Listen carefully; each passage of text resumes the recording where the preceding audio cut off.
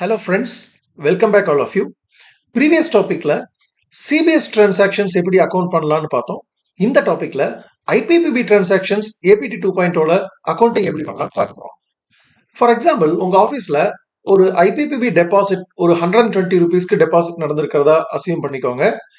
அதே மாதிரி IPPB payments across the counter ஒரு 4000 ரூபீஸ் நடந்திருக்கு. போஸ்ட்மேன் 1 போஸ்ட்மேன் 2 ஈச் 5000 டிரான்சாக்ஷன் பண்ணிருக்காங்க.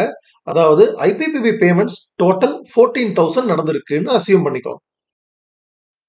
இது அக்கவுண்ட் பண்றதுக்கு முதல்ல ஆபரேட்டர் லாகின்ல உள்ள வாங்க.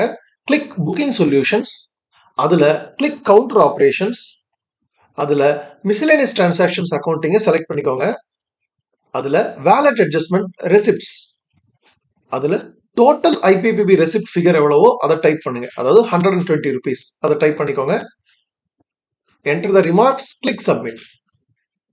அடுத்தது உங்களோட IPPB விட்ராயல் ஃபிகரை அடிக்க போறோம். அதுக்கு வேலட் அட்ஜஸ்ட்மெண்ட் பேமெண்ட்ஸை கிளிக் பண்ணுங்க. Enter the amount.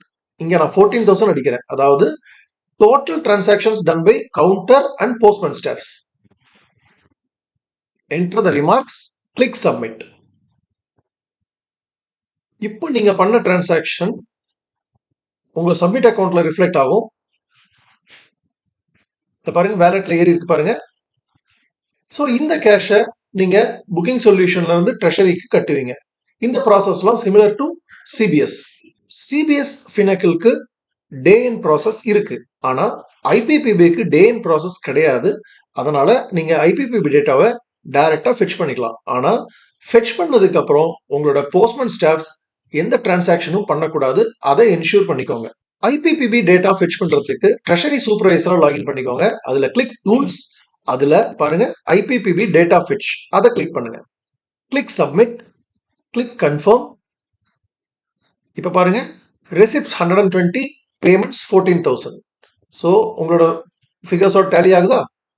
Click okay. Now the IPPB data is fetched to your daily account. Thank you.